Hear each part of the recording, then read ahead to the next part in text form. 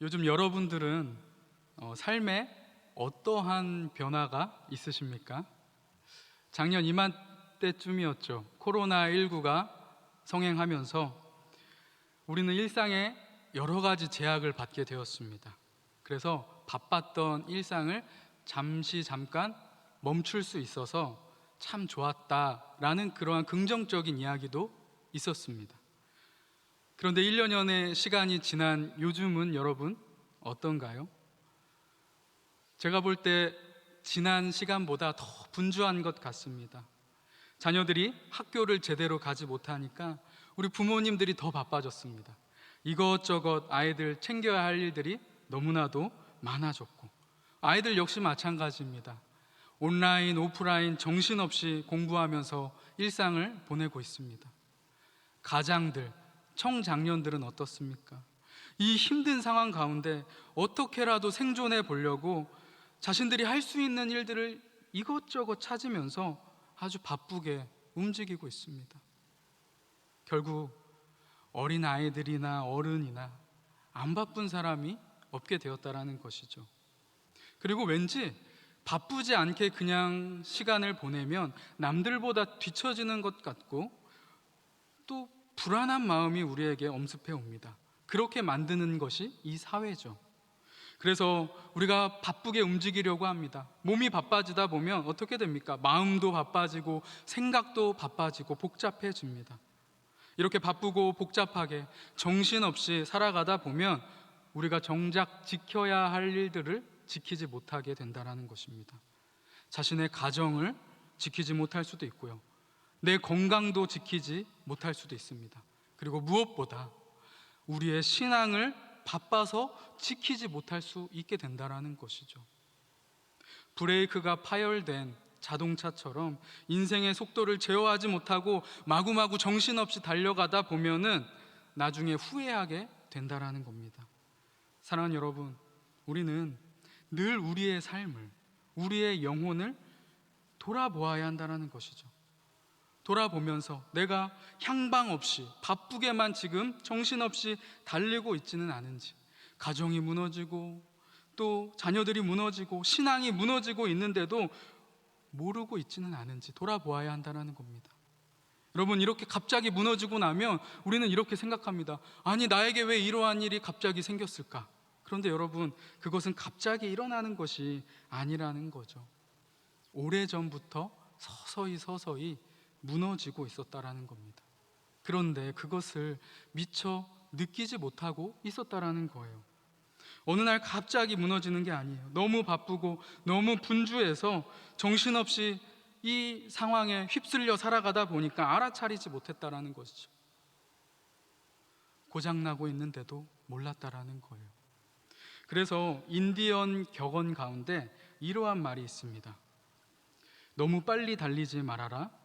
너의 영혼이 뒤처질 수 있으니 정상에 오르거든 반드시 뒤를 돌아보고 너의 영혼이 따라오는지 확인하라.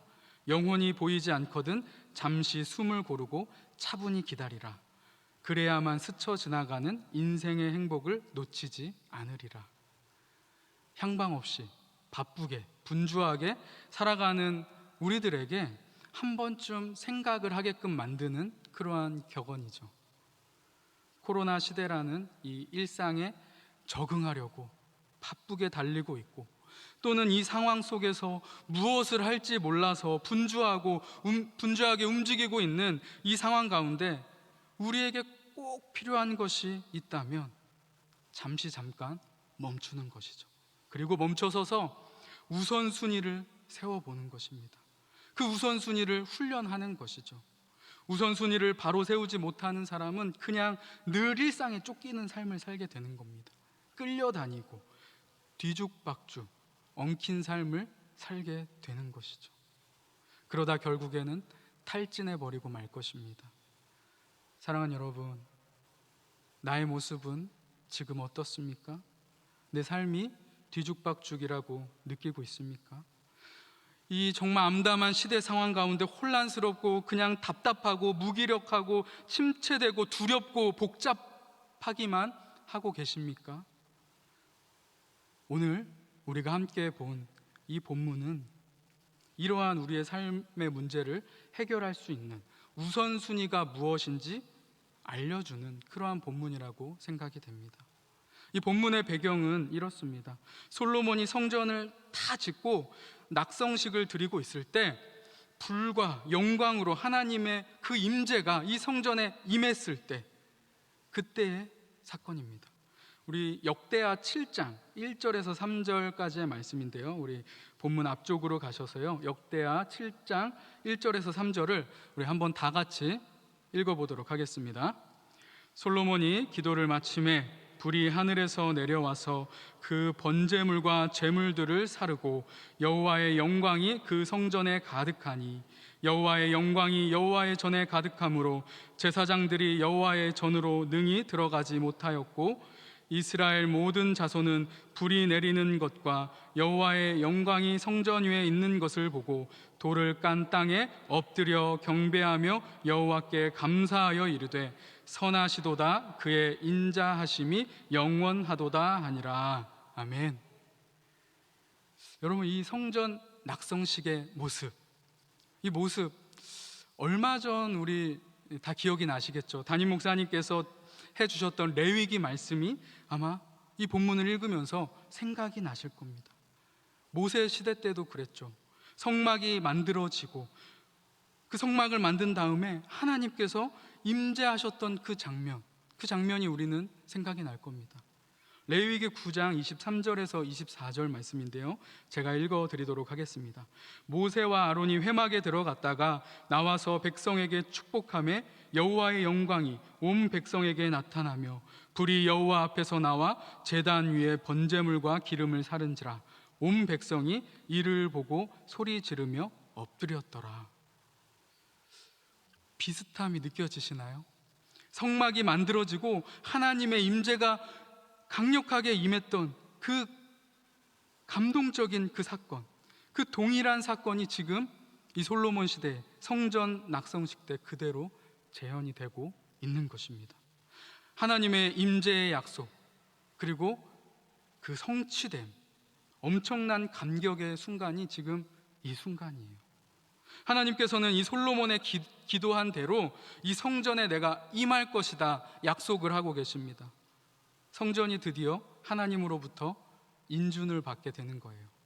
그와 더불어 하나님께서 오늘 본문을 통해서 온 이스라엘과 솔로몬에게 약속의 말씀을 주시고 있습니다.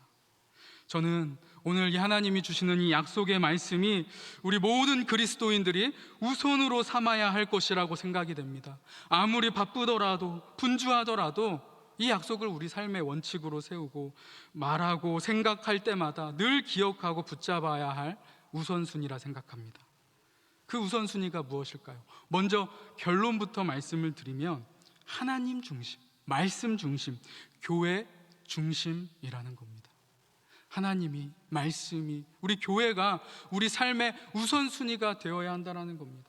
성도들은 무슨 일을 만나든지 하나님, 또 성경, 교회 이 중심으로 이것이 우선이 되어서 생각하고 판단하고 행동하여야 된다는 것이죠. 우리 삶이 위급하고 어려울 때일수록 더 그러하여야 합니다. 우리 14절 본문을 읽었는데요, 그 앞에 13절 말씀을 보면 혹 내가 하늘을 닫고 비를 내리지 아니하거나 혹 메뚜기들에게 토산을 먹게 하거나 혹 전염병이 내 백성 가운데에 유행하게 할 때, 여러분 너무나도 힘들고 어려운 그때 더 이러한 것들을 붙잡으라는 거예요. 평안한 상황을 말하는 게 아니에요. 힘들고 어려울 때일수록 이 약속의 말씀을 하나님께서는 더 잘 지키라고 명하시는 겁니다. 사람들은 되게 위급한 일 만나면, 급한 일 만나면 당황합니다. 그래서 바르게 생각하고 행동하는 것, 판단하는 능력이 좀 흐려진다는 것이죠. 이론적으로는 우리가 다 압니다. 하나님 중심, 말씀 중심, 교회 중심, 이것이 우선이 되어야지, 이렇게 머릿속으로는 알지만 막상 어떠한 일, 어떠한 문제가 닥치게 되면 우리가 뭘 우선으로 생각해야 할지 모를 때가 많이 있죠. 그래서 우리는 늘 묵상해야 하는 것입니다. 사랑하는 여러분, 위급한 일 만날 때 더 하나님을 찾고 말씀을 찾고 교회로 나와서 기도할 수 있기를 간절히 소망합니다. 그러할 때 여러분 우리가 시행착오를 줄일 수가 있어요. 시간 낭비를 하지 않고 오직 하나님이 기뻐하시는 삶만을 살아갈 수 있게 된다는 겁니다. 그렇다면 여러분, 이제 우리가 하나하나 좀 자세히 살펴보았으면 좋겠습니다. 우선으로 세워야 할 것들, 먼저 말씀이에요. 말씀. 우리 삶에 말씀이, 성경이 우선이 되어야 합니다. 말씀 중심으로 생각하고 판단하고 행동해야 한다는 겁니다. 예수님이 사람이 떡으로만 살 것이 아니요 하나님의 입으로 나오는 모든 말씀으로 살 것이니라, 이렇게 말씀했습니다. 하나님께서 우리를 창조하실 때 그냥 흙으로 단지 뼈와 살을 이렇게 만드신 것이 아니죠. 육체와 함께 우리를 영적인 존재로 만드셨어요. 그래서 우리는 육신을 위해서 음식물을 먹는 것 당연합니다. 이것이 당연하다면 우리의 영혼도 먹여야 한다는 것이죠. 영혼의 양식, 이 말씀이 우리에게는 꼭 필요하고 그것이 우선이 되어야 한다는 겁니다. 그리고 주의 말씀은 내 발의 등이요 내 길의 빛이다 말씀을 하였습니다. 이 칠흑 같은 어두운 밤길 여러분 걸어보신 적 있습니까? 너무나도 힘들고 어렵죠. 여러분, 그런데 빛이 있으면 어떻게 됩니까? 위험으로부터 우리가 벗어날 수 있게 되는 겁니다. 그래서 우리가 말씀이 중심이 되어서 살아가며 이러한 우리 앞길에 어두움 가운데 있는 도랑 같은 그러한 장애물을 우리가 잘 피해 갈 수가 있다라는 것입니다. 무엇보다 그래서 말씀이 우리 삶에 우선이 되어야 하는 거예요. 성령이 충만한 것도 말씀이 충만해야지만 이루어질 수 있고요, 하나님과 동행하는 삶도 말씀과 늘 동행할 때 이루어질 수 있는 것입니다. 그래서 우리 기독교는 말씀의 종교죠. 말씀이 없으면 우리 기독교가 있을 수가 없습니다. 성경이 없는 기독교 상상해 볼 수가 없습니다. 오늘 우리가 함께 본 본문 17절, 18절, 하나님께서는 솔로몬에게 이렇게 말씀하고 있습니다. 우리 17절과 18절 말씀을 한번 다 같이 읽도록 하겠습니다. 내가 만일 내 앞에서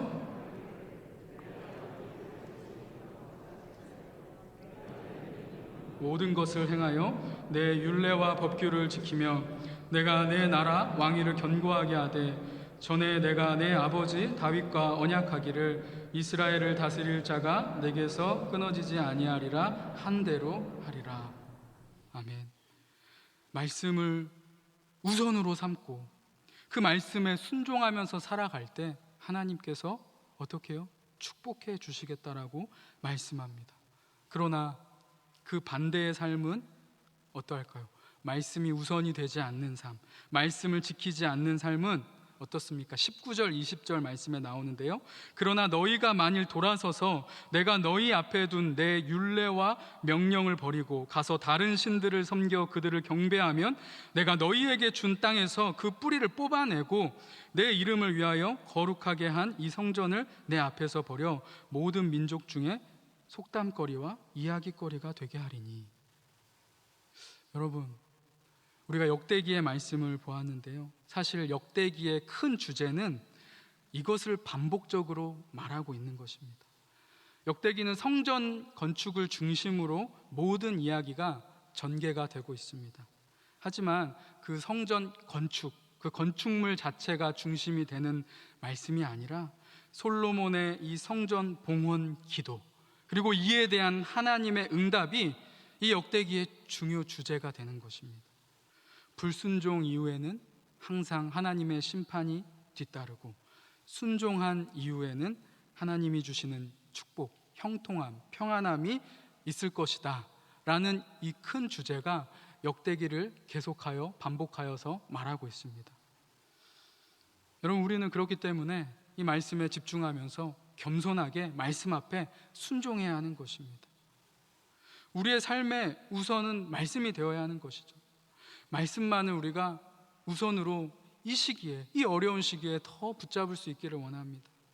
말씀 의지하고 순종하는 인생, 말씀을 따라가는 인생, 말씀을 나의 나침반으로, 나의 삶의 등불로, 능력으로 삼는 그러한 축복된 인생을 사는 우리 모두가 되기를 간절히 소망합니다. 그리고 여러분, 또 우리가 우선으로 세워야 할 것, 바로 교회입니다. 우리는 교회 중심의 삶을 살아야 하는 것이죠. 기독교 신앙은 결코 혼자서 할 수 있는 것이 아닙니다.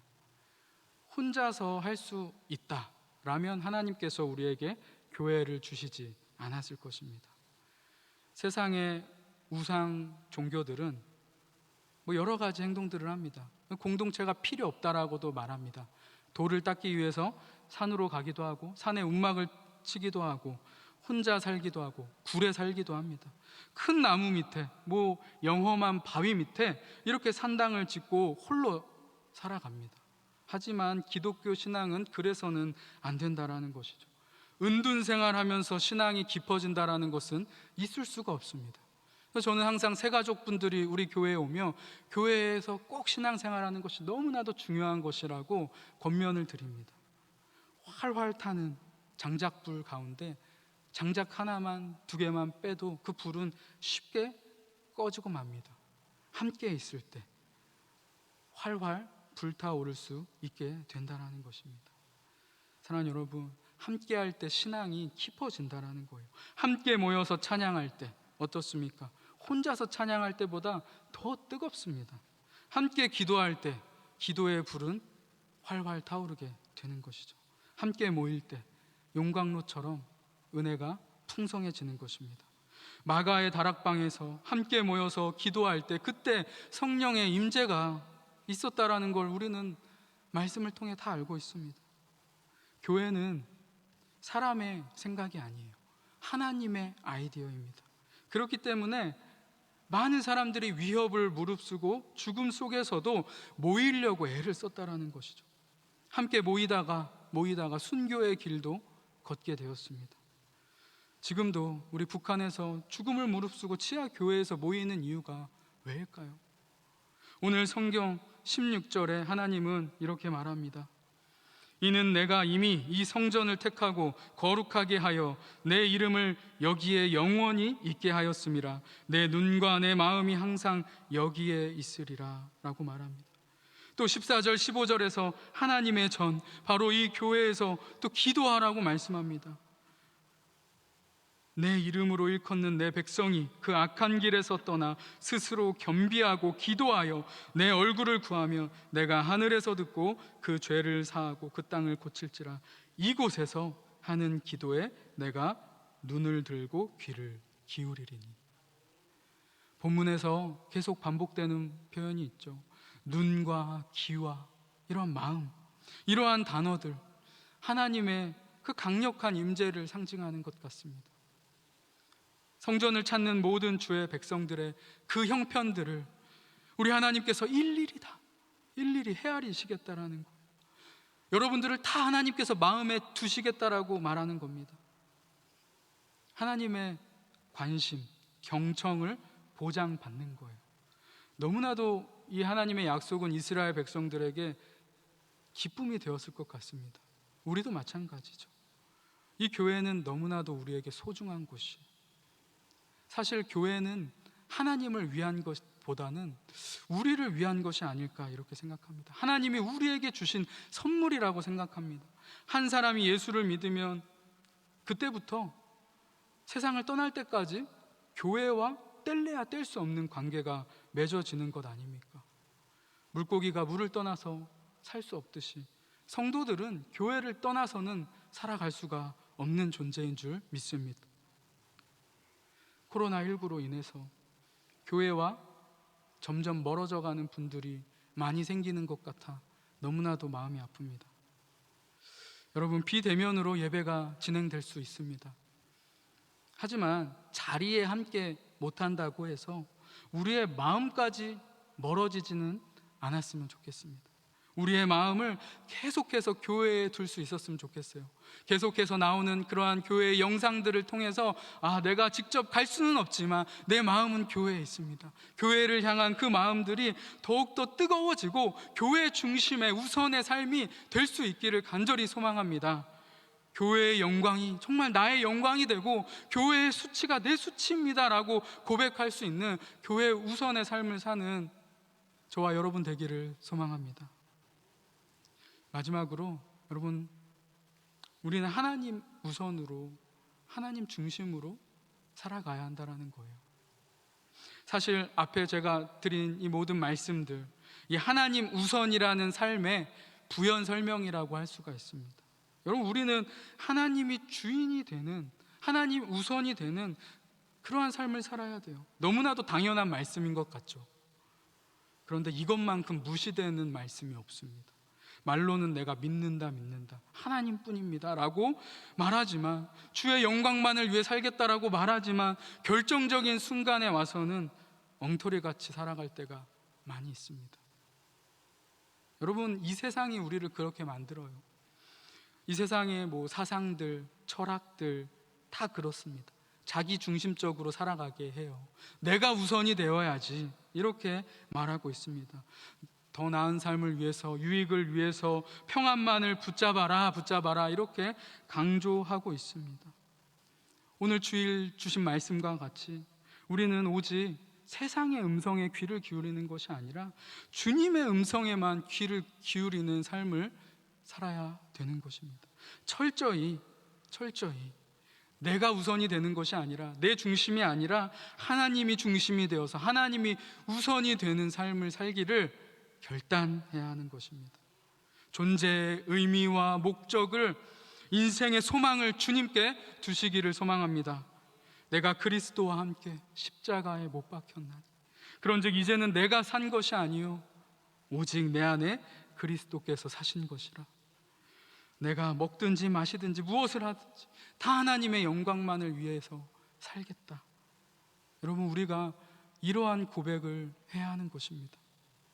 우리는요, 인생의 목적이 이미 다른 사람들이 되었어요.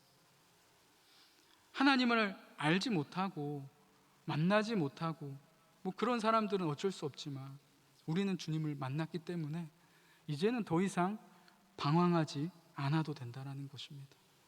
성도가 하나님을 잃으면 중심을 잃어버리는 겁니다. 인생을 다 허비할 수밖에 없죠. 존재의 의미를 상실해버리기 때문입니다. 혼란에 빠질 수밖에 없는 거예요. 하나님 외에 다른 것이 우선이 될 때 하나님은 오늘 뭐라고 분명히 약속합니까? 그들을 기업에서 끊어버리겠다라고 합니다. 성전도 다 버려질 것이라고 말씀합니다. 하나님이 아닌 다른 것이 우선이 될 때 비웃음거리가 될 것이라고 이야기합니다. 여러분, 고대 사회에서 속담거리가 되고 이야기거리가 된다는 것은 우리가 상상하는 것 이상의 수치를 말하는 것입니다. 이 혼란스럽고 분주한 이 시대에 우리는 그렇다면 다시 한번 우리의 삶을 점검해 보아야 한다는 것입니다. 이제 말씀을 정리하도록 하겠습니다.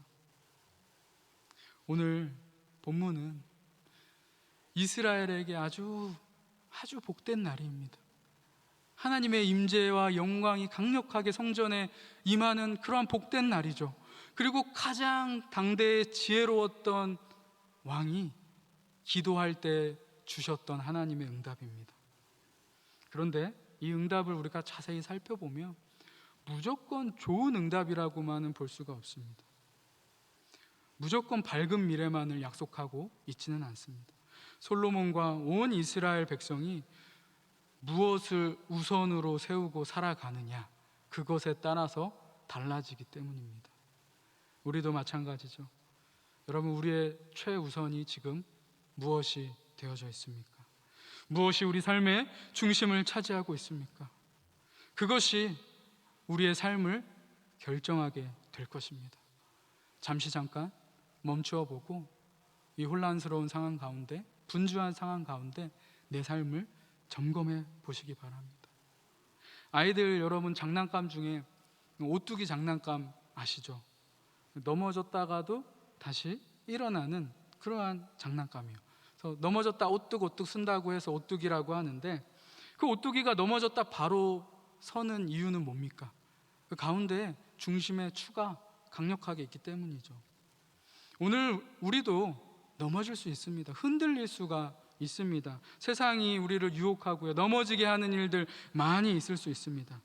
지금 이 시대에 그런데 우리에게 필요한 것은 바로 중심이에요. 무엇이 내 삶의 우선이 되어야 하는지를 바로 깨닫고 나아간다면 어떠한 상황 가운데서도 우리 흔들렸다가 다시 중심을 잡고 자리를 잡을 수 있을 것이라 믿습니다. 이 오뚜기 신앙이 우리에게 필요하다라고 생각이 됩니다. 사랑하는 여러분, 많은 것들 변하고 있습니다. 하지만 그 변화 가운데 이 말씀을 우리가 기억한다면, 하나님 중심으로, 말씀 중심으로, 또 교회 중심으로 그것이 우선을 순위가 되어서 우리가 살아간다면 날마다 하나님께서 우리에게 복을 주시고 우리는 승리하는 삶을 살게 될 것이라고 믿습니다. 이와 같은 축복이 우리 모두 가운데 있기를 예수님의 이름으로 축원을 드립니다. 우리 함께 기도하겠습니다. 거룩하신 하나님 아버지, 우리의 삶이 하나님 중심, 성경 중심, 교회 중심이 되기를 소망합니다. 이 힘들고 어려운 시기를 주님의 말씀과 우리 교회를 통해서 넉넉히 감당하며 승리하는 복된 인생 되게 하여 주시옵소서. 예수님의 이름으로 기도하옵나이다. 아멘.